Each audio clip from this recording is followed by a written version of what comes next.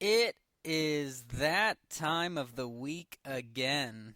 Welcome to Dispute Sports. Thanks for tuning in, everybody, and listening however you are. I'm your host, Kyle Neumann, live from Bowling Green, Kentucky, joined by my good friend and co host, Rhett Hensley, live from Bloomington, Indiana. Today, we will discuss the Open Championship, the NBA conference realignment, question mark, and AFC NFC surprise teams in the upcoming NFL season. Good day, Rhett Hensley. How are you doing this morning? Oh, I'm perfect. I'm perfect. I'd love to be at the driving range right now before work. Tell you what, hitting some golf balls right now. Got to prepare for tomorrow, Kyle. How are you doing? Excellent. I'm doing great. Happy to be off of work. Yes, beautiful day. Would be a great day for golf, and I do hope to maybe be able to go to the range in preparation for you and I getting together tomorrow to play some golf and me try and get the win back on my side. Good luck, Kyle. It's not going to happen. Thanks. It's Yeah, going to be a showdown, but it I'm going to will. take the cake. It always is, just like on Dispute Sports, and I plan to take the cake on today's show. We have a lot to talk about in sports in the past week, so let's get right into it. And we're starting with golf, and it is the third major of the year, the Open Championship at Royal Birkdale in England. Oh, there are two things you can count on for this tournament. One of the 4 days will rain. All of the days will be extremely windy. The Windy, windy, elements, windy. as we like to call it, and it is set up to be a phenomenal Open Championship. Like the type where you hold your umbrella sideways and you're having rain just pouring, coming from every direction. It That can't might stop it. happen. Yeah, That might happen. it won't stop it. It'll be one of those tournaments that I'm sure the caddies, though they make good money, absolutely hate Oh yeah. participating in for sure. But it is a loaded field. Phil Mickelson, his daughter has graduated. He will be playing. Phil, Phil, he's won the Maybe Open maybe before. without a driver. Oh, yes, you're going there already. I love it. I was going to go there as well. Phil Mickelson switching things up for the Open Championship as he is gearing up for his second major this year playing in, again, after missing the U.S. Open because of his daughter's graduation, the only major he hasn't won. He says because of the wind conditions that always takes place for the Open Championships and these England courses, it absolutely will play to his benefit to not use a driver, but to use his hot 3 wood and Well, three he better use irons that it. he's found. And that if he did use it, it wouldn't be all the way until maybe hole 14. What do you make of this? Bold move by Phil or just brilliant? I think he's playing it smart, and if that's going to work for Phil, I think that that's what he should do. Phil, what you said he's using his 3 wood. His three, he's found. He's planning to use his low irons, his 3 iron, 4 iron, and then he his says his 3 wood's hot. I think it's smart. I mean, if you're going to be in that type of windy conditions, possible rain, might as well whip out something that you're going to be a lot more accurate with, even if you are going to lose a little bit of yards while doing it. Oh, absolutely. One thing we know about Phil Just Mickelson, especially this year, short he game. is his short game is key, and that will be key at this tournament. But also his long game has been a struggle, especially this year on tour. Boy, hitting Ball goes this way, and it's fairways.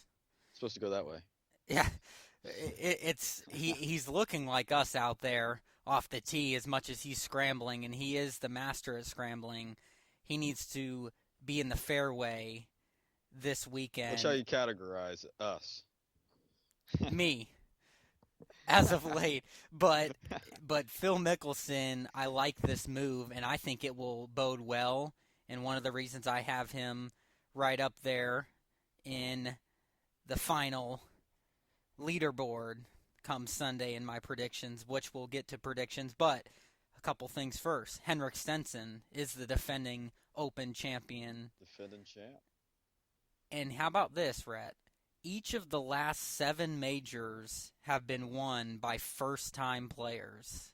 That's the second longest streak in PGA Tour Wow. history. So, with that said,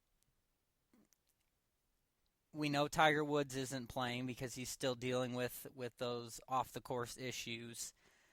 But it just goes to show how nobody will ever touch the greatness of Tiger Woods and where he was at in the prime of his career. Tiger Woods, and why nobody will ever be, there will never be a next Tiger Woods, and to me is the greatest golfer of all time, because nobody has ever touched this stat.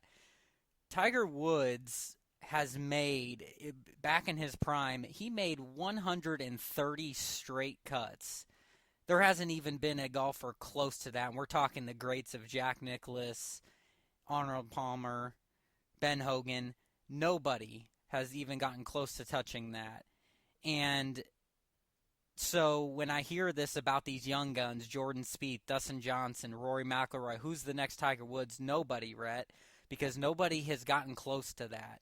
You're seeing players like Rory McIlroy this year. He's missed 3 cuts. You know, players that are trying to be put into that Tiger Woods category don't miss cuts, as the stat I just gave from Tiger Woods. So where I'm going with this is the field is wide open. And though there are those great top 10 golfers, you know, it seems we pick one every single tournament and they don't win it. Hence, first-time major champion Brooks Koepka at the U.S. Open just a few weeks ago. So I think that because the field is so deep and there's no truly one dominant player in 2017, I think it will be another first-time champion at this at this Open Championship. Now, who that is, I'll tell you in a second, Rhett. What do you think about it? You know, Kyle, I think that there's going to be a lot of the good players up on the leaderboard, and more than likely at the top. You know, you got Jordan Spieth, Ricky Fowler, Phil Mickelson might, you know, Rory McIlroy. But you know, like you said, I will be taking a new winner this time, because I have blown my picks every time, and I think that you have too, Kyle. So I think it's both going both ways on that, and I think that we are ready for a new British Open championship or champion winner, and I think we're going to see it. Well, Who are you taking? well, before I tell you who I'm taking, some of the big name pairings tomorrow, and boy, they are good. And don't forget the time difference. But because of that, early tee times to start tomorrow's rounds. So, starting with this pairing and the defending champion, Henrik Stenson, will go off with Siwoo Kim and Jordan Spieth at 4:47 a.m. These are Eastern times. At 4:58, Louis Oosthuizen, Justin Rose, and Justin Thomas will go off.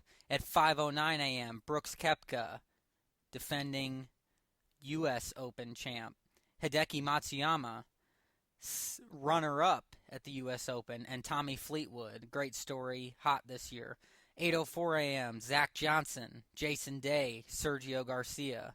How about that pairing right there? 8:26 a.m., Ricky Fowler, Adam Scott, and Paul Casey.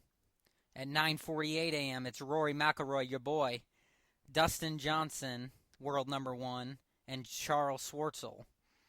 9:59 a.m., John Rahm, Patrick Reed, and Lee Westwood will go off. At 10:10 a.m., Phil Mickelson, Phil, Francesco Molinari, and Mark Leishman.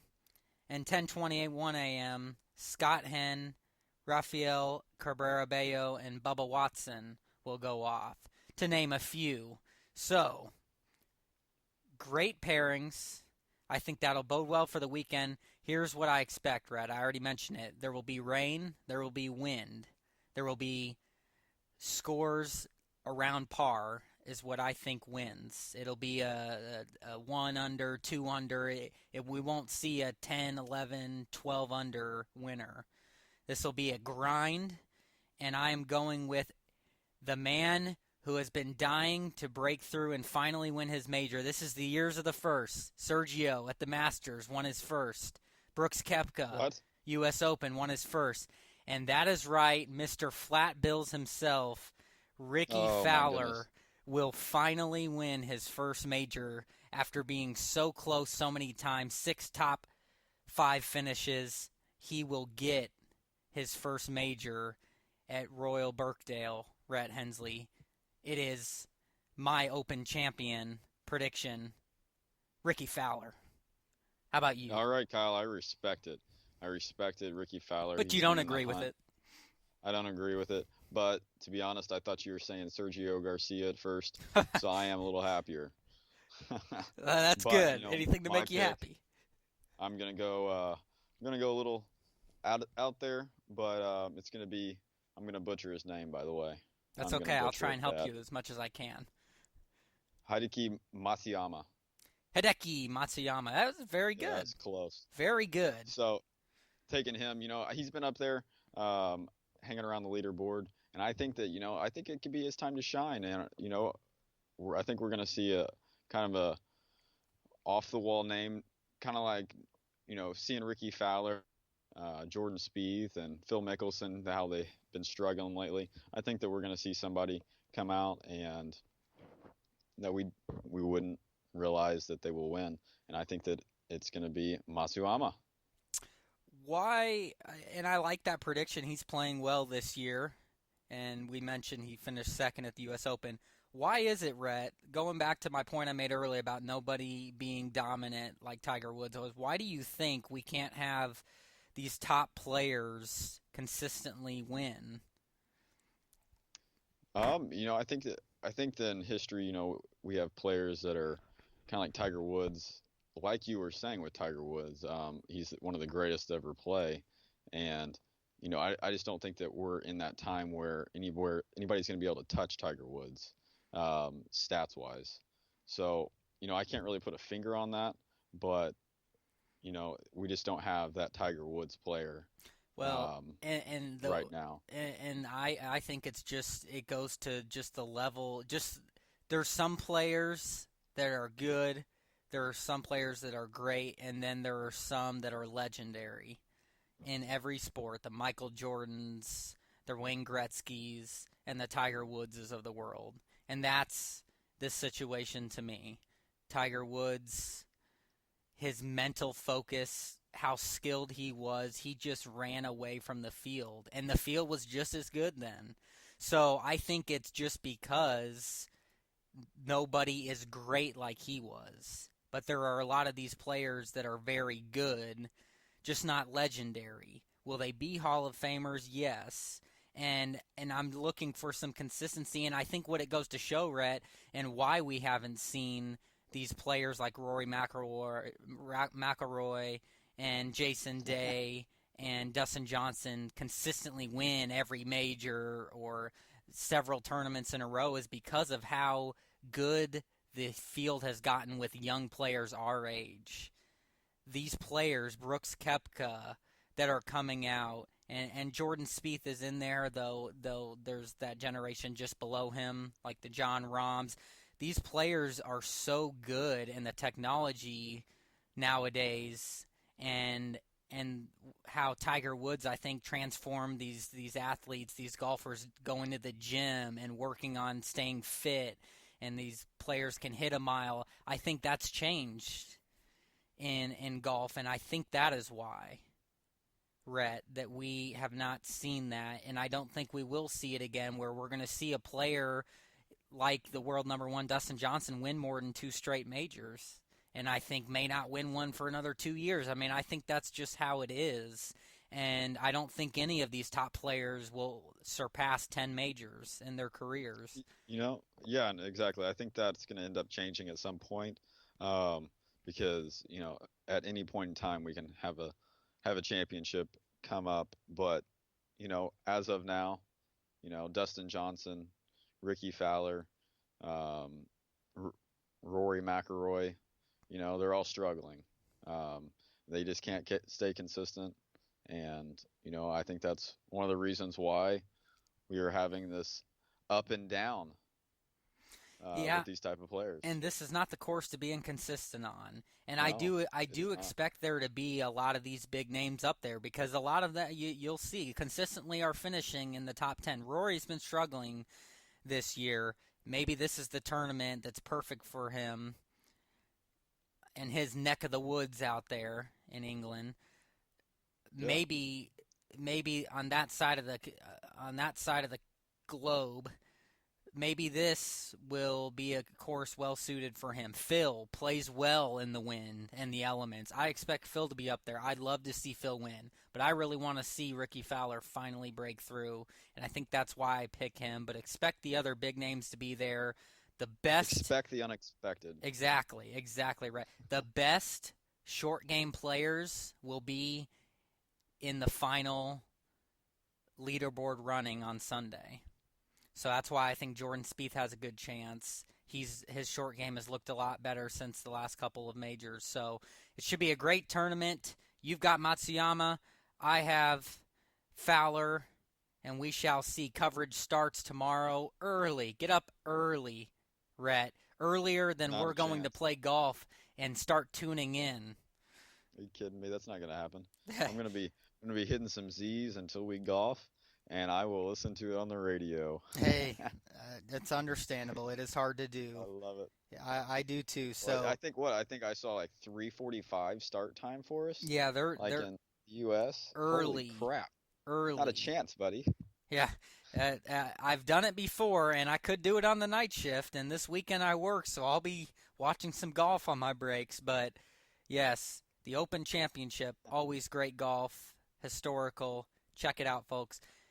And we now transition into the NBA and a topic that has come up as of late that I guess Adam Silver, the commissioner, is being pressured on making a decision from fans and players and even some owners, I think, on changing the whole conference situation and not just with the conferences being moved around, teams going to the other side, but about completely removing the conferences as a whole.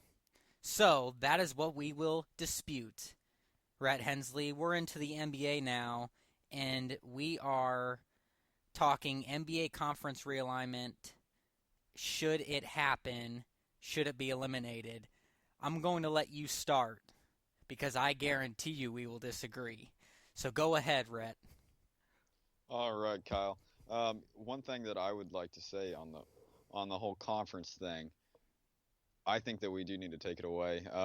Just by after seeing this season, I think that the West is just so strong, and you got teams over there that are finishing the season out at what is it like 45 and um, 45 and 40.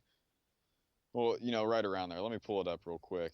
But the NBA is just way too strong on the West 45 side, and 37, is and that the record you were yeah, going yeah, for there? yeah. There we go. And we're also having people, barely make it into the playoffs on the West side with 41 and 41, kind of like on the East side with Chicago. But after that on the East, it drops significantly. You got people, you got New York, Orlando, Philadelphia, Brooklyn, 20 and 62, 28 and 54, 29 and 53. You have teams that are just tanking over here. And it's not as bad on the Western side. It's not a A fair lot of these, playing field. yeah. And I think that it's due to the imbalance of the league right now.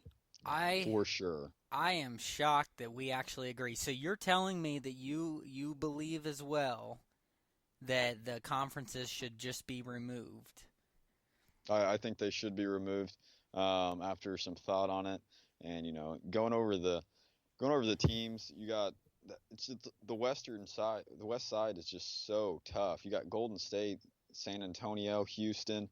But with this said, you know how how is this going to make it more competitive, Kyle? Well, let me tell you, Rhett, because I am in agreement with you. I think that the conferences need to be removed. For a while, I was just all for realigning them. But the more and more I think about it, the more and more that won't really change anything. I think that they need to be removed completely. And what does that mean? It means that teams will be ranked 1 through 16, one seed through the 16 seed, much like the NCAA tournament, and they will play it out in that manner: 1 verse 16, 2 verse 15, 3 verse 14, so on and so forth. And the way to make this work is, one, these owners and these teams, they have to agree upon and be okay with traveling across the country to play the teams that they don't play as much in their current conference. It's the only And I way think this that's will gonna happen. That's the and I think that's biggest. gonna be one of the big problems. It will be one of the big problems is travel. That is what Adam Silver has highlighted too. But this is essentially how it would work. It would be 1 through 16. The Eastern Conference, Western Conference, bye-bye. The teams play each other an even number of times throughout the year. Yes, that means you've got the Celtics playing the Rockets, 3, 4 times a year. And so these teams are not just playing their current conference teams the most.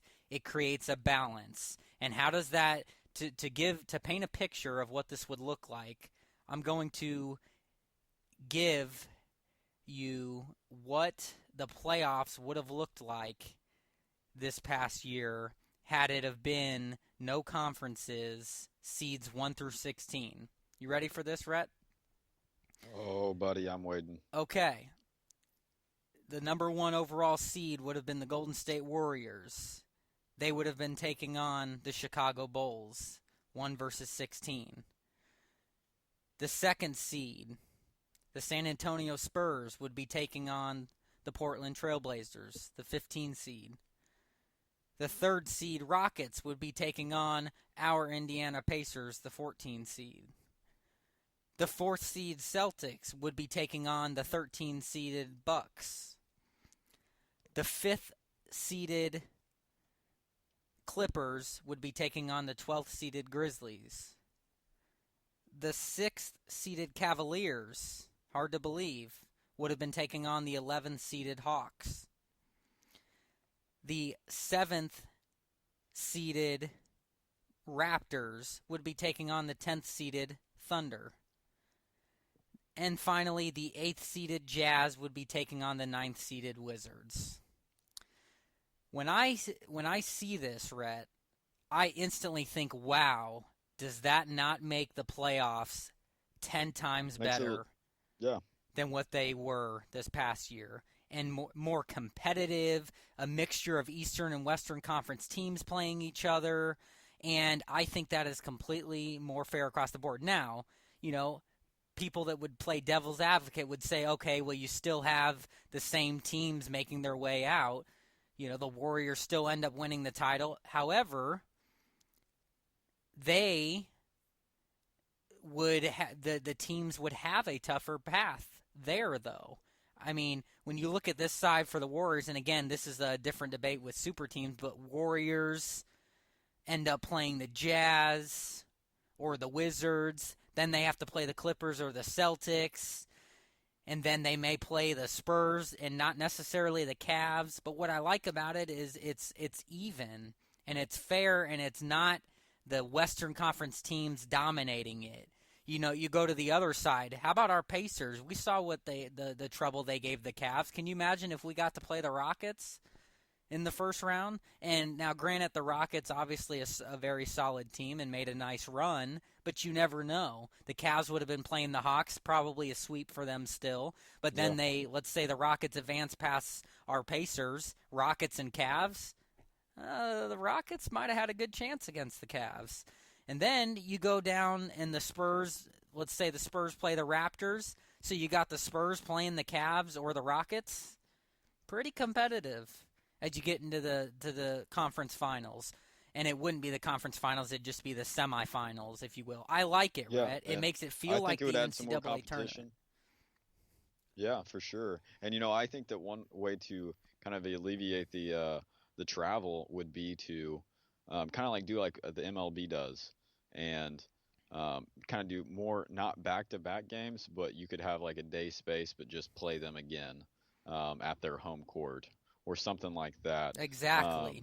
And I would you be know, completely okay with a series, a 2-3 game series, if the because season is I not going to get shortened, and they're not going to eliminate back-to-backs and the whole resting issue and all. Find a way to make it more competitive. Find a way for these regular season games to mean more.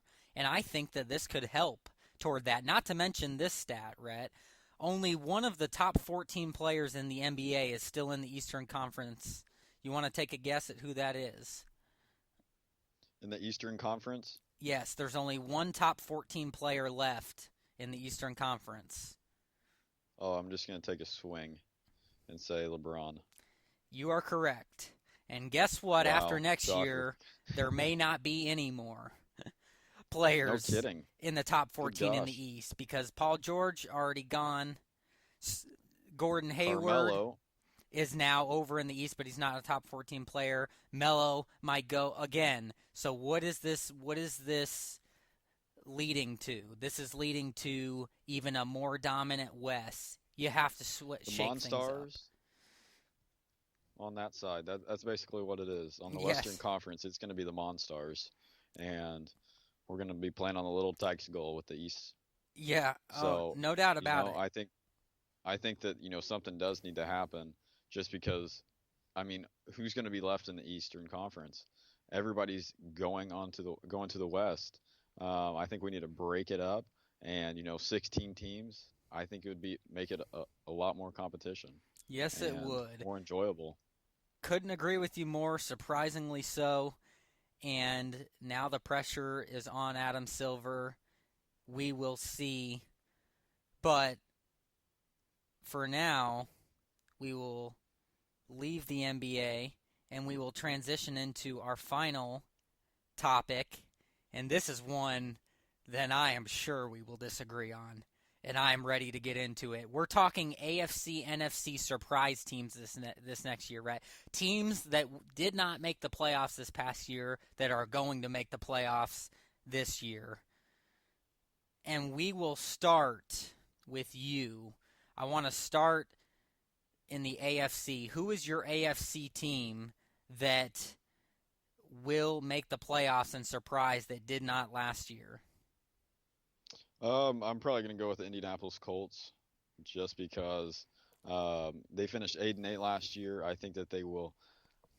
They really got a better team around them, and I think that after the draft and after the free agent signings, I think that they will be a hell of a lot better of a team. And do I think that they're going to win the Super Bowl? By God, no. And I want you to know that, Kyle. They're The not going to amount win of the Super Bowl. disrespect. But I think that they will be able to make the playoffs, and hopefully we can see what they can do from there. But yeah, I think that out of my biggest takeaway, I think that Indianapolis Colts will be in the playoffs this year.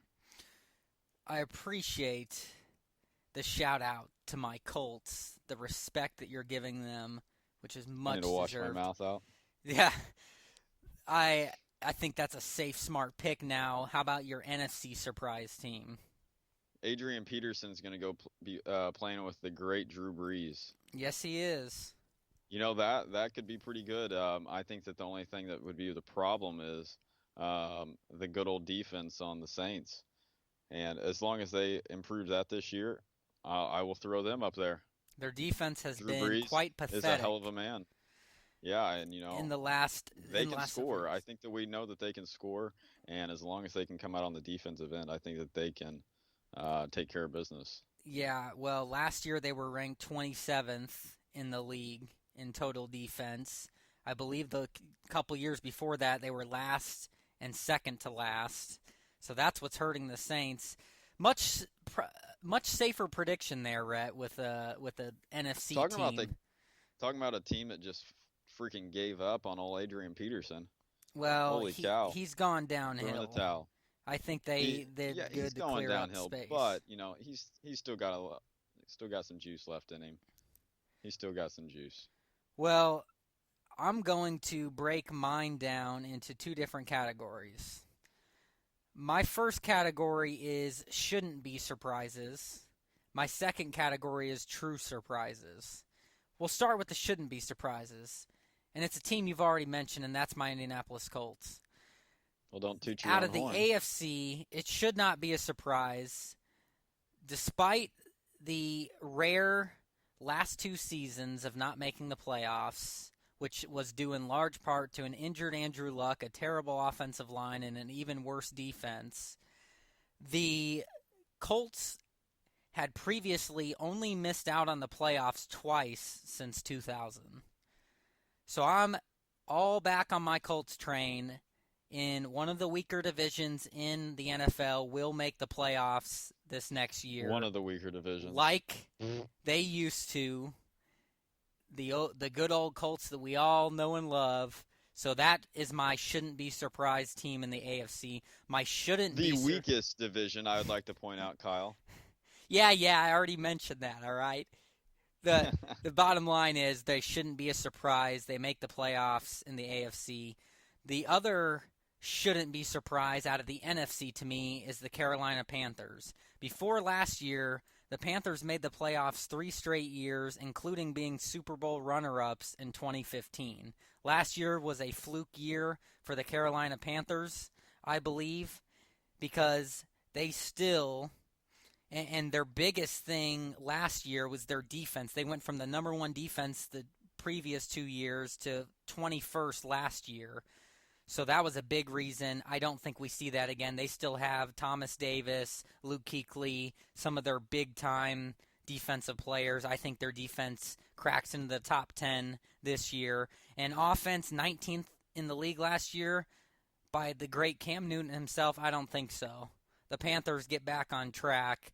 They shouldn't be a surprise. They make the playoffs in a very competitive, I should say, and point out, NFC South with the Buccaneers, the Saints, your surprise team, and the Atlanta Falcons, Super Bowl runner-ups last year. Very tough division, but I still believe Carolina, because it's so deep, 2 teams will come out of that division, and I believe Carolina is the shouldn't be surprised. Now, my other category is the true surprises.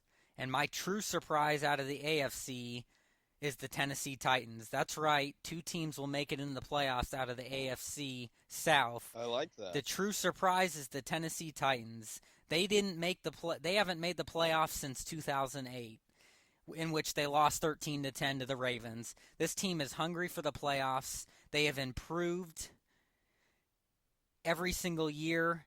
They have a great young quarterback in Marcus Mariota who's going to be healthy. They drafted extremely well on offense. Last year, which is probably even more impressive to me, they were right around the middle of the pack for defense at 20. They will improve that this year, I believe, and be in the top half. And again, last year they were just outside the top 10 in offense, and that was with injuries. This team will be a surprise. You're also missing out, Kyle, on the Tennessee Titans. DeMarco Murray. They have Yes, a the phenomenal ex-Cowboy. running back out of that got drafted by the Cowboys and sent to Philadelphia and kind of a little spiral, but he went to the Tennessee Titans, and the man is still good. He is still good, and that's why they are my true surprise team out of the AFC. They will make the playoffs and end that drought. My true surprise team out of the NFC is the Philadelphia Eagles. They last made the playoffs in 2013. It's been 4 years. They lost 26-24 to the Saints that season. This team will make it back to the playoffs in a division in which they started off hot, I believe 6-0 last year before plummeting. But they have the great young Carson Wentz, as talented as they are in the league. And here's what I love about them. They improved their defense. They have a great offensive line for Carson Wentz. And last year, for offense, and this again, they were 22nd in the league last year in offense, which really was a reflection on their second half of the year. I think they improved that. And last year, the biggest thing to me is they were 13th in defense last year. I think they're going to get into the top 10 this year with some of the offseason moves they've made, and they drafted well. This is a team that will be the true surprise out of the NFC in my mind, and they will make that division competitive for your Cowboys, Rhett Hensley. Who are you taking in that NFC East then? The NFC East.